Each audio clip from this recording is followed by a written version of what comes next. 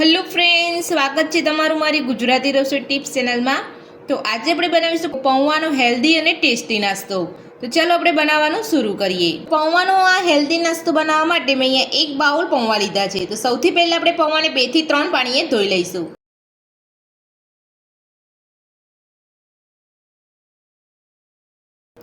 તો 2 થી 3 પાણી આપણે પૌવાને ધોઈ લીધા છે। તો હવે આપણે તેને 5 મિનિટ માટે પલળવા દઈશું। તો આપણા પૌવા પલળે છે ત્યાં સુધી આપણે નાસ્તાનો મસાલો બનાવીશું। તો નાસ્તાનો મસાલો બનાવવા માટે મેં ગેસ ઉપર એક પેન રાખ્યું છે। પેનની અંદર 2 ચમચી તેલ ઉમેરીશું। તો તેલ આપણું ગરમ થઈ ગયું છે। તો હવે આપણે તેની અંદર નાની અડધી ચમચી જેટલું જીરું ઉમેરીશું। સાથે જ એક મીડિયમ સાઇઝની ઝીણી સમારેલી ડુંગળી ઉમેરીશું। સાથે જ ઝીણા સમારેલા ગાજર ઉમેરીશું। સાથે જ ઝીણા સમારેલા કેપ્સિકમ ઉમેરીશું। ઝીણા સમારેલા લીલા મરચાં ઉમેરીશું। તો મરચાંનું પ્રમાણ તમે તમારા ટેસ્ટ પ્રમાણે વધતું કે ઓછું કરી શકો છો। સાથે જ 1 ચમચી આદુની પેસ્ટ ઉમેરીશું। તો બધું જ 4 થી 5 મિનિટ જેટલું આપણે સાતળી લઈશું।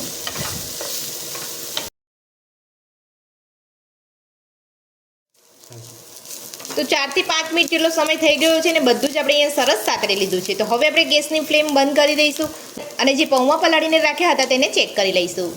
તો 5 મિનિટ જેટલો સમય થઈ ગયો છે ને તમે જોઈ શકો છો આપણા પૌવા એકદમ સરસ રીતે પલળી ગયા છે। જો તમને અહીંયા પૌવા પલળ્યા ના હોય બરાબર અને કોરા લાગતા હોય તો તમારે 1 થી 2 ચમચી જેટલું દહીં ઉમેરી લેવાનું છે અને આ રીતે તમારે થોડા અહીંયા પૌવાને મેશ કરી લેવાના છે। તો હવે આપણે અહીંયા બધા જ પૌવાને સરસ રીતે મિક્સ કરી અને મેશ કરી લીધા છે। તો હવે આપણે પૌવાને એક વાસણની અંદર કાઢી લઈશું। હવે આપણે જે પેનની અંદર મસાલો સાતળ્યો હતો તે બધું જ આપણે અહીંયા લઈ લઈશું। સાથે જ આપણે 2 બાફેલા બટાકા ઉમેરીશું। તો હવે આપણે જે 2 બટાકા લીધા હતા તેને હાથની મદદથી મસળી લઈશું। તો બાફેલા બટાકા અહીંયા હાથની મદદથી મસળી લીધા પછી હવે આપણે તેની અંદર લીલા ધાણા ઉમેરીશું। સાથે જ નાની અડધી ચમચી જેટલો ચાટ મસાલો ઉમેરીશું। તમારી પાસે ચાટ મસાલો ના હોય તો તમે આમચૂર પાવડર પણ લઈ શકો છો। ચાટ મસાલો ઉમેર્યા પછી નાની અડધી ચમચી જેટલો શેકેલા જીરાનો પાવડર ઉમેરીશું। હવે આપણે તેની અંદર નાની અડધી ચમચી જેટલા રેડ ચીલી ફ્લેક્સ ઉમેરીશું। નાની અડધી ચમચી જેટલો ગરમ મસાલો ઉમેરીશું। તો હવે આપણે બધું સરસ મિક્સ કરી લઈશું। તો બધું અહીંયા થોડું મિક્સ કરી લીધું છે। તો હવે આપણે તેની અંદર સ્વાદ પ્રમાણે મીઠું ઉમેરીશું। તો આ રીતે તમારે અહીંયા થોડું હળવા હાથે મિક્સ કરી લેવાનું છે, ત્યારબાદ તમારે મીઠું ઉમેરવાનું છે। જો તમે અહીંયા પહેલેથી મીઠું ઉમેરી દેશો તો મીઠાનું પાણી છૂટશે તો તમારો મસાલો અહીંયા થોડો ઢીલો પડી જશે। તો હવે આપણે તેની અંદર સ્વાદ પ્રમાણે મીઠું ઉમેરીશું।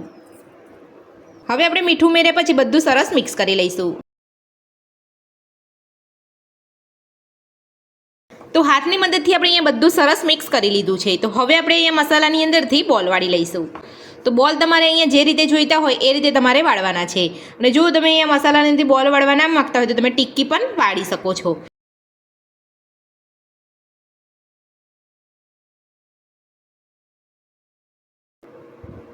તો તમે જોઈ શકો છો એકદમ સરસ આપણો અહીંયા બોલ વળી ગયો છે। તો આ રીતનો તમારે અહીંયા મીડિયમ સાઇઝનો બોલ વાળી લેવાનો છે।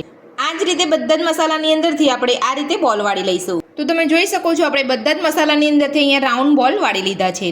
તો હવે આપણે નાસ્તાના બોલ ઉપર કોટ કરવા માટે સ્લરી બનાવીશું। તો નાસ્તાની સ્લરી બનાવવા માટે સૌથી પહેલાં આપણે એક બાઉલ લીધું છે, તેની અંદર 2 ચમચી કોર્નફ્લોર લઈશું। તો આ કોર્નફ્લોર પાવડર તમને કરિયાણાની દુકાને એકદમ આસાનીથી મળી જશે। તો હવે આપણે તેની અંદર 2 ચમચી ઘઉંનો લોટ ઉમેરીશું।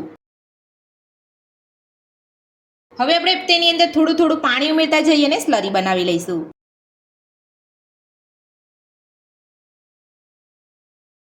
તો આપણે અહીંયા સ્લરી બનાવી લીધી છે। તો આ રીતે તમારે અહીંયા મીડિયમ થીક સ્લરી બનાવવાની છે, વધારે પડતી તમારે અહીંયા જાડી નથી બનાવવાની।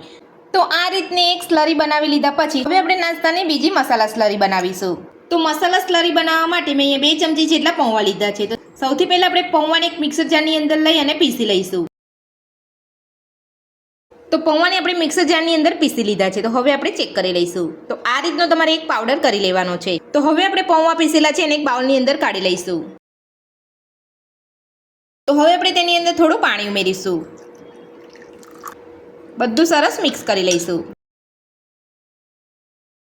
તો આ રીતે તમારે અહીંયા પતલી સ્લરી બનાવવાની છે। હજુ અહીંયા પૌવા થોડા પલળશે એટલે થોડી સ્લરી જાડી થઈ જશે। તો હવે આપણે તેની અંદર ઝીણા સમારેલા લીલા ધાણા ઉમેરીશું। થોડા રેડ ચીલી ફ્લેક્સ ઉમેરીશું। નાની અડધી ચમચી જેટલા સફેદ તલ ઉમેરીશું।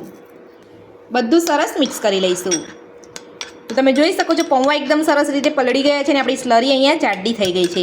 તો હવે આપણે તેની અંદર 1 ચમચી જેટલું પાણી ઉમેરીને થોડી પતલી કરી લઈશું.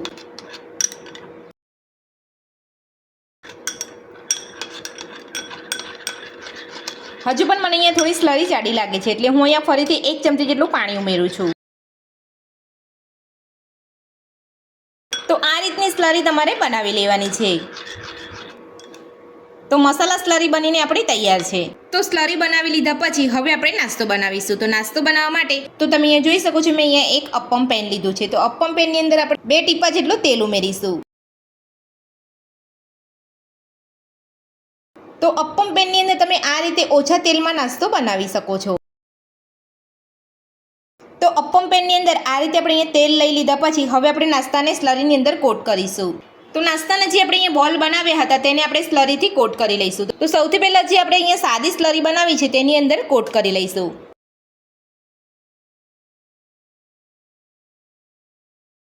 હવે આપણે જે મસાલા સ્લરી બનાવી છે તેની અંદર કોટ કરી લઈશું.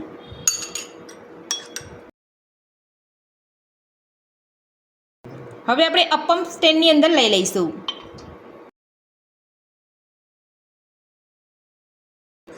તો આ રીતે બધા જ નાસ્તાના બોલને આપણે અહીંયા સ્લરીની અંદર કોટ કરી અને આપણે અહીંયા અપ્પમ પેનની અંદર લઈ લેવાના છે.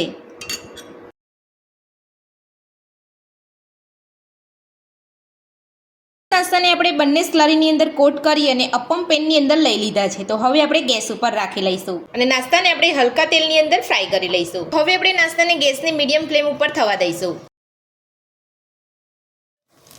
તો હવે આપણે નાસ્તાને ફેરવી લઈશું. તો આ રીતનો તમારે નાસ્તાનો હલકો કલર અહીંયા ચેન્જ થાય એટલે તમારે અહીંયા નાસ્તાને ફેરવી લેવાનો છે.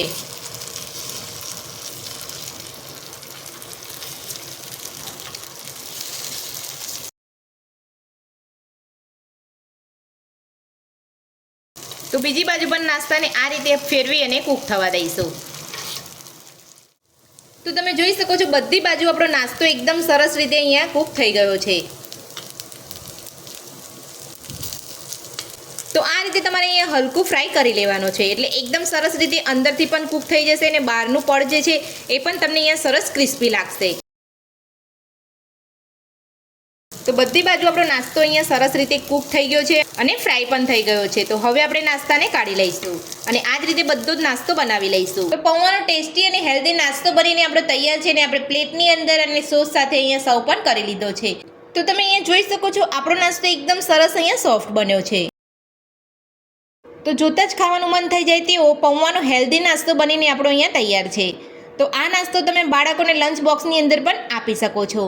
તો પૌવાનો હેલ્ધી નાસ્તો બનાવવાની રીત તમને મારી કેવી લાગી મને કોમેન્ટ બોક્સમાં કોમેન્ટ કરીને જરૂરથી જણાવજો. આજની રેસીપી પસંદ આવી તો વિડીયોને લાઇક કરજો, ચેનલને સબસ્ક્રાઇબ કરજો, તમારા મિત્રોને જરૂરથી શેર કરજો. Thank you.